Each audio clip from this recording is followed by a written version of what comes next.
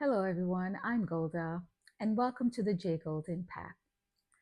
For today's topic, I'm flying solo because we will be discussing grief, loss, and finding happiness afterwards. Jamie's not with me today because I wanted to kind of tackle this on my own, and she has not really suffered a lot of loss in her lifetime as yet. Now, there's two things that are certain, right, in life. We're born and we die. Not to be morbid, but these are things that will happen eventually. Whether it's earlier in life or later in life, we will at some point suffer grief. Many of us out there are carrying a lot of pain and a lot of suffering because we have this grief, right? For me, my first loss came about 10 years ago when my father passed, right? It wasn't sudden. I had time to mourn. I had time to be with him. And I had time to kind of like do my daughterly duty, meaning checked in on him, made sure he was okay, kind of like had these conversations that I had not had in the past with him. And when he did pass, I felt a lot, there was tremendous grief, but it wasn't so, how do you say, regretful. Because when he passed, I was not regretting, oh, I didn't spend time with my father before he passed, or oh, I didn't take the time to say I love you, or I didn't take the time to check in on him. And many times, we have disputes with our friends and we have disputes with our family. But I'm here today to say before all these disputes happen, there has to be some kind of reckoning. There has to be a way for each and every one of you to try and connect with your loved ones, connect with your families before it's too late, especially if we know that they're sick. Many times in our lives, we have arguments with our families, whether it's our parents, our siblings, our best friends, our co-workers, whomever. But tomorrow is never promised. You never know what is going to happen, right? And many times we take for granted that we're going to see that person tomorrow or the next day, but it's so uncertain, and life just never promises anything. So before you're upset at your mother or you're upset at your father, at some point, make up. Try to make up, because that is where, if something happens with them, you will not live with regrets. You will not live with shoulda, coulda, woulda. And the worst thing to do is live with that grief. Now, grief, there are different degrees, right? Because, like I said, when my father passed, there were certain places where I would go and I couldn't stay there because it would just bring back so much memories, and I would just bawl. But it wasn't like a sadness, it was just I missed him. And these places brought back those memories. And for everyone out there is always going to be a tomorrow. It doesn't get, how do I say, easier. It just gets a little bit less and less painful, and the grief slowly kind of dissipates.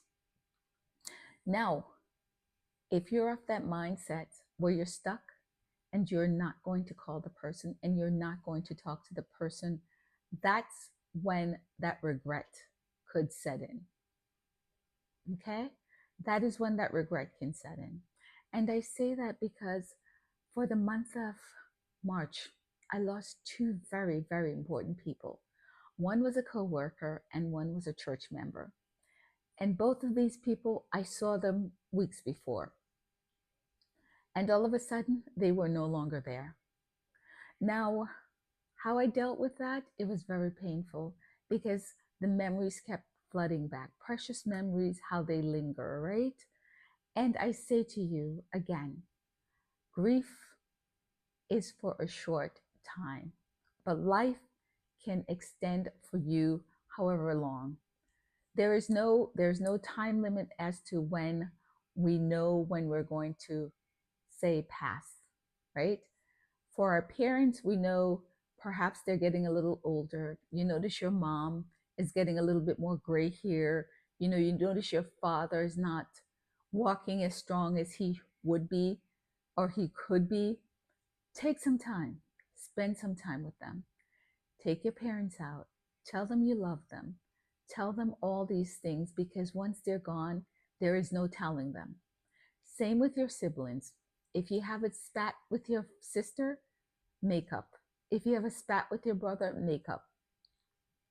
Take some time. Take some time with your friends and take some time with your family and just always, always, always think about them and know that life is not going to always be there for everyone, even for you. There's no timing as to when, we expire. There's no knowing if today is going to be our last day or if tomorrow there's no promise for tomorrow. So we just never know. So I'm saying this because, yes, I've suffered a lot of grief for the past couple of months, but at the same time, joy does come much later. Because when you remember all the good times that you've had with them, you remember all the fun times you've had, you've taken time to check in with them, take them out, go out, celebrate, things of such. That's when you feel that joy. Now, there's always going to be the grief that comes along with it too. But like I said, the grief is always going to be there. But over time, it gets a little less and less painful. And I made this video because I know there are folks out there that are going through suffering and are going through pain. And they may not have anyone to talk to. They may not have a sibling. They may be an only child. It's okay, just as long as you don't live with regrets. If you can fix something today, fix it. If you can make up with your parents today, make up. If you can tell them you love them, tell them you love them. Because you know what? Once they're gone, you can't do any of that. They're gone. So what you don't want to do is live with regrets. And like I said, when you deal with grief and loss, it's very hard. But then navigating through the joy is when you look back and you said, you know what? I was a good daughter. I was a good mother. I was a good child. I took care of my parents. I checked in on them. I called up my friend. I was a good friend. I was there for them. Because the other piece is the mental health piece. And that's the part that's very important. You want to make sure that you have no regrets for tomorrow because that messes with our heads when we realize we shoulda, coulda, woulda, right? But we didn't. And sometimes it's just a matter of getting over our egos, getting over our anger, and letting things go because learning to forget is the easiest way to stay happy. We don't necessarily have to always hold on to the bad times. We can look at the good times.